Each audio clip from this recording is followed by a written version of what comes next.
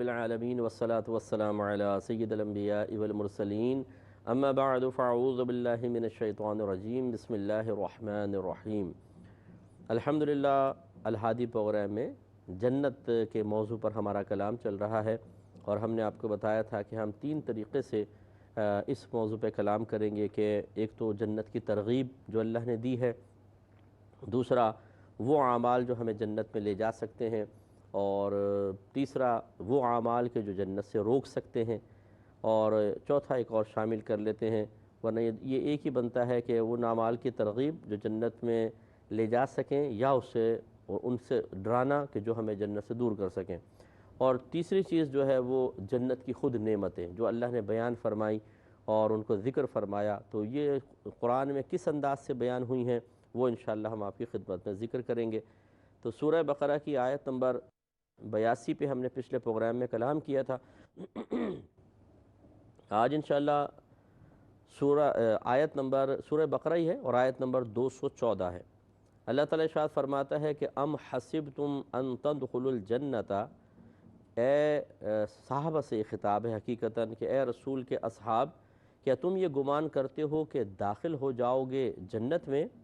وَلَمَّا يَأْتِكُمْ مَثَلُ الَّذِينَ خَلَوْا مِن قَبْلِكُمْ، حالانکہ ابھی تک اس کی مثل جو تم سے پہلے لوگ گزر چکے ہیں اس کی مثل آزمائش تو آئی نہیں۔ مَسَّتْهُمُ الْبَأْسَاءُ وَالضَّرَّاءُ، پہنچی تھی انہیں بأسا اور ضرّا یعنی بیماریاں اور تکلیفیں اور آزمائشیں، وَزُلْزِلُوا، اور انہیں ہلا کر رکھ دیا گیا، یعنی پے در پہ مصیبتیں اور مشقتیں، حتیٰ یقول الرسول والذین آمنوا معہ، حتیٰ کہ فرمانے لگے وہ رسول جو وہاں موجود تھے اور وہ لوگ جو اس رسول کے ساتھ ایمان لائے تھے کہ متی نصر اللہ، کہ کب آئے گی اللہ تعالیٰ کی وہ مدد جس کا اس نے ہم سے وعدہ کیا تھا۔ الا ان نصر اللہ قریب، خبردار بے شک اللہ کی مدد قریب ہے۔ تو آپ غور کریں کہ اس میں اللہ تبارک و تعالیٰ نے ہمیں ایک بات صحابہ کرام کی وساطت سے، ان کے وسیلے سے سمجھائی ہے۔ اصل خطاب تو دیکھیں صحابہ کرام سے ہو رہا ہے، لیکن یہ بھی آپ کو قاعدہ ضابطہ بتایا تھا کہ بعض اوقات کی آیات کا شان نزول خاص ہوتا ہے لیکن حکم عام ہوتا ہے۔ شان نزول خاص ہونے کا مطلب یہ کہ کسی خاص گروہ، کسی خاص شخص کے بارے میں کوئی آیت نازل ہوتی ہے، لیکن حکم عام ہونے کا مطلب یہ ہے کہ حکم پھر اس شخص کے ساتھ ہی خاص نہیں رہتا بلکہ اس جیسے جتنے قیامت تک آئیں گے ان سب کے لیے وہ حکم ہوگا۔ اسی طریقے سے یہاں بظاہر خطاب صحابہ کرام علیہم رضوان کے ساتھ ہے۔ کہا جاتا ہے اس کے شان نزول کے بارے میں کہ غزوہ خندق میں صحابہ کرام کو بڑی تکلیفات ہوئیں، تو کسی نے ایسی کہا یا رسول اللہ تو بڑی سخت آزمائشیں ہیں، تو اس پر پھر یہ آیت نازل ہوئی۔ اور ایک روایت میں ہے کہ نبی کریم صلی اللہ علیہ وسلم سے جب صحابہ کرام علیہم رضوان نے ان آزمائشوں کا ذکر فرمایا تو سرکار نے ارشاد فرمایا کہ ابھی وہ تو آزمائشیں آئی نہیں جو تم سے پہلے والوں پر آئی تھیں۔ پھر سرکار نے فرمایا کہ وہ لوگ ایسے تھے کہ ان میں سے بعض کو آروں سے چیر دیا گیا تھا، لوہے کی کنگھیوں سے ان کے گوشت کو چھیلا جاتا تھا، حتیٰ کہ گوشت اتر جاتا، کھال اتر جاتی اور ہڈیاں تک نکل آتی تھیں۔ سرکار نے فرمایا کہ تم تک تو یہ آزمائشیں پہنچی نہیں ہیں۔ اس کا مطلب یہ ہوا کہ اللہ تبارک و تعالیٰ قیامت تک کے مسلمانوں کو ایک بات سمجھا رہا ہے کہ بغیر آزمائش کے انسان اللہ تبارک و تعالیٰ کی رضا اور جنت کو حاصل نہیں کر سکتا ہے۔ بغیر آزمائش کے نہیں کر سکتا ہے، کیا مطلب؟ یعنی یہ مطلب نہیں ہے کہ آزمائشیں خود اپنے مول لیں، جان بوجھ کے خطرات میں کودیں، یہ نہیں۔ مراد یہ ہے کہ اللہ تبارک و تعالیٰ کی مشیت یہ ہے کہ وہ اپنے بندوں کو مختلف قسم کی آزمائشوں میں مبتلا کرے گا، اور بندوں کو اس پہ صبر کرنا ہوگا، ان کا مقابلہ کرنا ہوگا، اور شکوہ شکایت سے بچنا ہوگا، ہمت جاری رکھنی ہوگی، نہ یہ کہ ہتھیار ڈال کر اور مجبور بے بس لاچار سمجھ کے شکست کو قبول کر لیں، ایسا نہیں، لگاتار ان سے ٹکرانا ہوگا، تو پھر اللہ تبارک و تعالیٰ ضرور ان کی امداد بھی کرے گا اور انہیں دنیا اور آخرت میں سرخرو رکھے گا۔ تو لہٰذا اللہ تعالیٰ نے فرمایا کہ تم یہ گمان کرتے ہو کہ جنت میں ویسے ہی داخل ہو جاؤ گے، حالانکہ جو تم سے پہلے لوگوں تک پہنچی ہیں وہ چیزیں تو ابھی تم تک آئیں نہیں۔ تو انہیں شدید بھوک نے اور بہت ساری بیماریوں وغیرہ نے گھیر لیا تھا، انہیں وہ ان تک پہنچی تھیں اور انہیں ہلا دیا گیا تھا،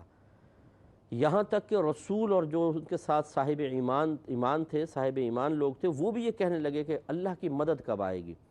تو یہ اس کا مطلب نہیں ہے کہ وہ مطلب بے صبرے ہو گئے تھے اور معاذ اللہ ثم معاذ اللہ وہ اللہ کی رضا پر راضی نہیں تھے، بلکہ جو ایک قلبی بے چینی ہوتی ہے، جو طبعی تقاضا ہوتا ہے کہ ایک صابر شخص ہے، صبر کر رہا ہے، اللہ تبارک و تعالیٰ کی رضا پر راضی بھی ہے، لیکن دل میں خیالات آتے رہتے ہیں، یار کب یہ آزمائش ختم ہوگی،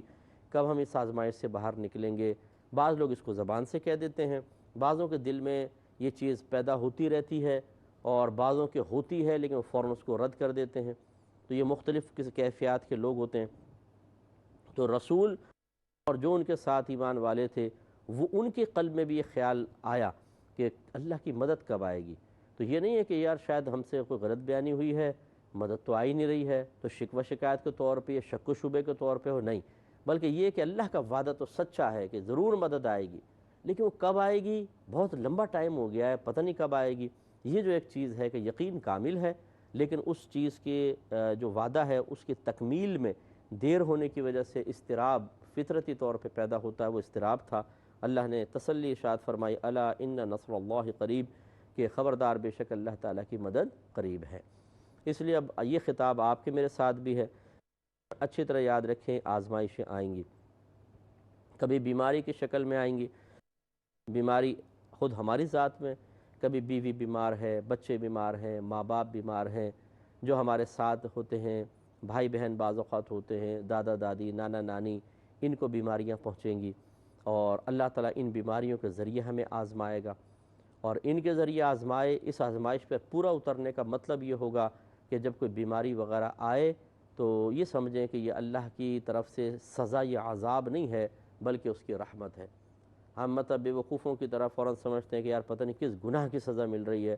ارے بھائی ضروری کوئی یہ گناہ کی سزا ملے؟ اللہ تبارک و تعالیٰ جس بندے کو اپنا محبوب بناتا ہے اس پہ آزمائشوں کے دروازے کھولتا ہے اور اسے بیماری وغیرہ دیتا ہے۔ حضرت موسیٰ علیہ السلام ایک دفعہ ایک شخص کے پاس سے گزرے، وہ بیمار تھا، وہ اللہ کی بارگاہ میں دعائیں کر رہا تھا گڑ گڑا کر۔ کچھ عرصے بعد پھر وہاں سے گزرے، پھر وہ دعا کرتا ہوا نظر آیا، تو آپ نے اللہ کی بارگاہ میں عرض کیا، رب کریم اس پہ رحمت نازل فرما۔ تو اللہ تعالیٰ نے ارشاد فرمایا کہ اے موسیٰ، اس کو بیماری دے کر میں نے اپنی رحمت ہی تو نازل فرمائی ہے۔ تو یعنی یہ اللہ تعالیٰ کا ایک انداز ہوتا ہے بسا اوقات محبوبیت کا، پیار کا، اور کبھی ایسا بھی ہوتا ہے کہ ہمارے گناہ ہوتے ہیں اور ہمارے عمل ایسے نہیں ہوتے کہ جن سے ان گناہوں کا کفارہ ہو جائے، تو اللہ تعالیٰ پھر بیماریاں دیتا ہے اور اس پہ صبر کی توفیق بھی دیتا ہے۔ اگر ہم صبر کرتے ہیں تو پھر ہمارے نام اعمال سے گناہ مٹائے جاتے ہیں۔ اگر ہم لوگ ان بیماریوں کو اللہ تعالیٰ کی طرف سے آزمائش اور اپنے گناہوں کے کفارے کے طور پر دیکھیں تو بہت حد تک ہمیں صبر آئے گا، ہماری طبیعت میں سکون پیدا ہوگا اور ہم اس آزمائش پر پورا اترنے میں کامیاب ہو سکتے ہیں۔ لیکن جب اس طرف سے ہمارا تصور ہٹ جاتا ہے، ہم احتیاط خود نہیں کریں گے، خوب ٹھنڈے کھائیں گے اور یہ کھا لیا، باہر کی چیز کھا لی، وہ کھا لی، یہ کھا لی، گند بلا اپنے پیٹ میں اتارتے رہتے ہیں اور ٹھونستے رہتے ہیں بہت زیادہ، ہاتھی کی طرح اور اونٹ کی طرح کھاتے پیتے ہیں۔ اس کے بعد جب بیماریاں پیدا ہوتی ہیں پھر ہم کہتے ہیں یار یہ کیا اللہ نے دے دی؟ ارے بھائی اللہ تعالیٰ نے تو اگر بیماری دی ہے تو اس کا کرم ہے، یہ آپ کیا کرتے رہتے ذرا یہ تو بتائیں، خود آپ نے احتیاط نہیں کی، یہ ایک مسئلہ ہوتا ہے۔ اور پھر ہم گناہ کرتے ہیں اور نیک عمل کچھ بھی نہیں ہوتے، نماز نہیں پڑھ رہے، روزہ نہیں رکھ رہے، نیکی کا حکم کرنا، برائی سے روکنا یہ جاری و ساری نہیں ہے، تو وہ نام اعمال سے گناہ کیسے مٹیں گے؟ اچھا توبہ کے لیے بھی تیار نہیں ہے، توبہ میں ٹال مٹول کرتے ہیں، اچھا کل کروں گا، پرسوں کروں گا، اس رمضان سے نیک بن جاؤں گا، اور وہ رمضان کبھی نہیں آیا زندگی میں۔ ہر دفعہ یہی کہ اس رمضان سے اس رمضان سے نیک بنوں گا، اس جمعے سے نماز شروع کروں گا، اور وہ جمعہ ہی پتہ نہیں کتنے جمعے ایسے نکل گئے ہمارے انہی گناہوں میں مبتلا رہتے ہوئے۔ تو اب گناہوں کا کفارہ ہو نہیں رہا، گناہ نامہ اعمال میں باقی ہیں، توبہ ہم کر نہیں رہے۔ اسی طرح اگر مر گئے تو عذاب قبر بھی ہے، میدان محشر کی ذلت و رسوائی ہے، اور جہنم میں داخلہ بھی ہو سکتا ہے۔ تو اللہ تعالیٰ کی رحمت باوجود ہماری شدید نافرمانیوں کے ہماری طرف متوجہ ہوتی ہے، اور اللہ تعالیٰ اپنے بندے کو پاک و صاف کرنے کے لیے بیماری دیتا ہے۔ جب انسان کو بیماری پہنچتی ہے، وہ تکلیف ہوتی ہے، داڑھ میں درد ہے، آنکھ میں درد ہے، ومیٹنگز ہو رہی ہیں، اور بعضوں کو بڑی سخت قسم کی کینسر وغیرہ کی بیماری، ٹی بی کی بیماری ہو جاتی ہے، شوگر بہت اپ ہو جاتی ہے، اور بہت یعنی انسان بعض اوقات جو دائمی امراض میں مبتلا ہیں یقیناً پریشان ہوتے ہیں، لیکن ان میں اللہ تعالیٰ کی وہ رحمت پوشیدہ ہے کہ اللہ تعالیٰ گناہ مٹاتا ہے تیزی کے ساتھ۔ دیکھیں اگر کسی کے اوپر 10 کروڑ روپے قرضہ ہو، ایک میں مثال سمجھا رہا ہوں، 10 کروڑ روپے قرضہ ہو اور روزانہ دروازے بجتے ہوں، لوگ دھمکیاں دے کر جاتے ہوں، آپ کوئی کہے کہ یار دیکھو اگر تمہیں داڑھ کا درد دیتا ہوں میں، ایک دن اس پہ صبر کر لو گے تمہارا 1 کروڑ معاف ہو جائے گا، تو بتائیے کیا ہم اس پہ تیار ہوں گے کہ نہیں ہوں گے؟ دوسرا ایک ہے کہ میں تمہاری آنکھ میں مکہ مارتا ہوں، درد تو ہوگا لیکن یہ ایک دن اس درد کو بس سہ لو تو 1 کروڑ میں اپنا معاف کر دوں گا، تو ہم کہیں گے بھائی سارے آ کے مار لو، تو اچھا ہے 10 کروڑ کا قرضہ ہٹ جائے۔ اس کا مطلب یہ ہوا کہ یہ فطرت انسانی چاہتی ہے کہ اس کے اوپر سے وبال ہٹے، اس کی تکلیف دور ہو، اس کی جو ایک بوجھ ہے وہ ختم ہو جائے، چاہے اس کے لیے مجھے تھوڑی بہت آزمائش میں پڑنا پڑ جائے۔ لیکن بس المیہ یہ ہے کہ یہ آزمائش ہم دنیا کے لیے حاصل کرنے کے لیے تیار ہیں، آخرت کے لیے تیار نہیں ہوتے ہیں۔ ہمارا جو اسلام ہے وہ یہ ہمیں تعلیم دیتا ہے کہ کچھ چیزیں ہم جب لوگوں کے لیے برداشت کر رہے ہیں تو اللہ کے لیے بھی کر لو، لوگوں کے لیے کریں گے تو دنیاوی فائدے حاصل ہو رہے ہیں، اور اللہ کے لیے کریں گے تو اخروی فائدے حاصل ہوں گے۔ تو کبھی تو یہ بیماریاں آتی ہیں، ہمیں اس پہ جم کر رہنا چاہیے، کوئی شکوہ نہیں، کوئی شکایت نہیں۔ جب آپ حالت بخار میں پڑے ہوں، جب آپ کسی اور مرض میں پڑے ہوں، آنکھیں بند کر کے بیڈ پر پاس کوئی بھی نہ ہو، تو اللہ سے باتیں کریں، یا رب کریم یقیناً تو جانتا ہے میں سخت تکلیف میں ہوں، لیکن میں بھی یہ جانتا ہوں کہ تو اپنے بندے کو تکلیف میں دیکھنا نہیں چاہتا، یہ میرے ہی گناہوں کا وبال ہے کہ مجھ پہ میری طرف بیماریاں آئی ہیں، یا تو مجھے آزمانا چاہتا ہے، اگر میرے گناہوں کی وجہ سے ہے تو میرے گناہ مٹا دے، اور اگر یہ تیری طرف سے آزمائش ہے، میرے گناہ کا نتیجہ نہیں، تو چاہتا ہے کہ اپنے بندے کو آزمائش میں مبتلا کرے اور پورا اترنے پر جنت عطا فرمائے، تو میں تیری رضا پر راضی ہوں۔ یہ اس طریقے سے ہمارا رویہ ہونا چاہیے۔ جب بڑے گھر میں یہ رویہ اختیار کرتے ہیں تو لازم بات ہے پھر بچے بھی کریں گے۔ اب گھر کا جو سرپرست ہے وہی واویلے مچا رہا ہو، ہائے ہوئے، اور اے اللہ کیا کر دیا تو نے، ارے بھائی مجھے دعا کرو موت ہی آ جائے، یہ کیا مصیبت لگ گئی ہے، جب ایسی بے صبری دکھائے گا تو یقینی سی بات ہے کہ یہ پھر بے صبری کا وائرس ان کے گھر والوں میں منتقل ہوگا، پھر بیوی بھی شور مچائے گی، پھر بچے بیمار ہوں گے وہ بھی شور مچائیں گے۔ یہی وہ وقت ہوتا ہے جس میں انسان ایک بہترین اچھی مثال قائم کر کے اپنے پورے گھر کو صبر کی طرف، سکون کی طرف، ایک اچھی عادت کی طرف، ایک اچھے کردار کی طرف، ایک اچھے اخلاق کی طرف بلا سکتا ہے۔ ہم اس پر میجر مسٹیک کرتے ہیں، شور شرابے سے کبھی کوئی بیماری گئی تو نہیں ہے، شاید شور مچانے سے تکلیف کا احساس کم ہو جاتا ہے لیکن بیماری دور نہیں ہوتی ہے،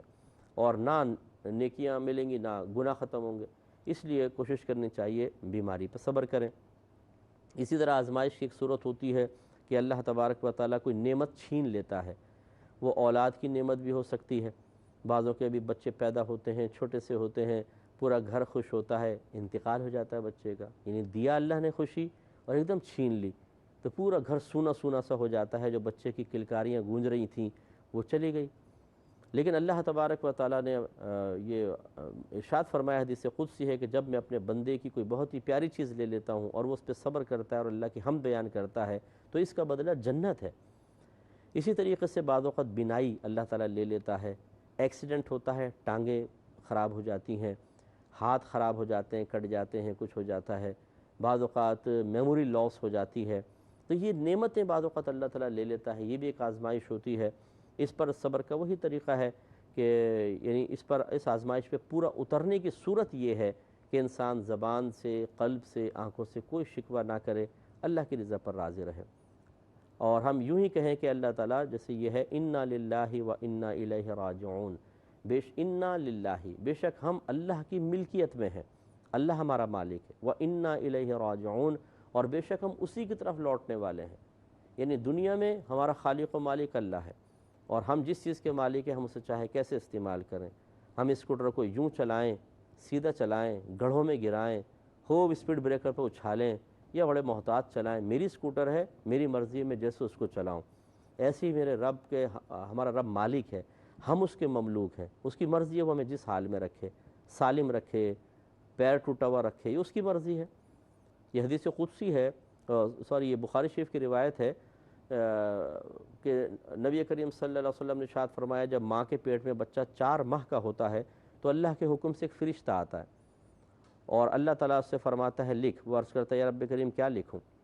تو اس میں ایک چیز یہ ہوتی ہے کہ وہ فرشتہ اللہ سے پوچھتا ہے کہ اللہ تعالیٰ میں اس بچے کو سالم لکھوں یا ناقص؟ اللہ تعالیٰ جیسے فرماتا ہے ویسے لکھ دیتا ہے۔ تو بعض بچے اپاہج پیدا ہوتے ہیں پیدائشی طور پر، بعض بالکل صحیح سالم ہوتے ہیں، بعض بہرے پیدا ہوتے ہیں، گونگے پیدا ہوتے ہیں۔ تو یوں اللہ تبارک و تعالیٰ کی مرضی اور مشیت پر ہوتا ہے، کسی کو کامل کرے، کسی کو نعمت اس سے چھین لے، کسی کو ناقص پیدا کرے، کامل پیدا کرے لیکن نعمت چھین لے، ناقص پیدا کرے بعد میں نعمت عطا فرما دے۔ تو بہرحال جب ہزارہا چیزیں ہمیں اللہ تعالیٰ بغیر طلب کیے نعمتوں کی صورت میں عطا فرما رہا ہے، تو پھر کوئی ایک آدھ چیز لے لیتا ہے تو پھر ہم اس پہ صبر ہی کرنا چاہیے۔ اسی طریقے سے بعض وقت چلتے ہوئے کاروبار تباہ ہو جاتے ہیں، بڑے اچھا گھر میں پیسے کی فراوانی ہوتی ہے، لائف اسٹائل تھوڑا سا چینج ہو جاتا ہے، اور بچے اچھے اسکولوں میں جا رہے ہیں اور تقریبات ہو رہی ہیں، لوگ ہمیں دعوتیں دیتے ہیں، کیونکہ جو پیسے والا ہوتا ہے اس کے لالچ ہوتا ہے کہ اچھا یہ تحفہ بھی اچھا لے کر آئے گا، گفٹ اچھا لائے گا، یہ سب چل رہا ہوتا ہے، اور پھر اچانک آدمی کرائسس میں مبتلا ہوتا ہے، کاروبار ڈاؤن ہونے لگتا ہے اور سب اس کے پاس سے بظاہر ختم ہو جاتا ہے، اور پھر ان کا لائف اسٹائل چینج انہیں کرنا پڑتا ہے۔ پھر وہی لوگ کہ جو پہلے ان کے بہت ہی قریب تھے دور ہو جاتے ہیں، جو بڑی رشک بھری نگاہوں سے دیکھ رہے تھے اب طنز بھری نگاہوں سے دیکھنے لگ جاتے ہیں۔ یہ بھی ایک بہت بڑی آزمائش ہوتی ہے۔ اس آزمائش پہ پورا اترنے کا طریقہ بھی یہی ہے، یا اس کی صورت یہ ہے کہ انسان صبر کرے، زبان اللہ کے خلاف نہ کھولے، اور یہ ذہن بنا کر رکھے پہلے بھی اللہ نے دیا تھا، اب بھی اللہ دینے پر قدرت رکھتا ہے۔ پہلے اللہ تعالیٰ نے بہت سی چیزوں سے محروم رکھا تھا، پھر ہمارا کاروبار ترقی کر گیا، اللہ نے دیا، ہم اوپر چلے گئے، تو اب اللہ نے پھر دوبارہ محروم کیا، پھر وہ عطا فرما دے گا، پھر اللہ تو پھر کرم فرما دے گا، پھر ہم اوپر چلے جائیں گے۔ لیکن یہ طریقہ کار تو صحیح نہیں ہوتا کہ اللہ تعالیٰ دے تو ہم اس سے راضی رہیں اور لے تو ناراض ہو جائیں، یہ بالکل غلط چیز ہوتی ہے۔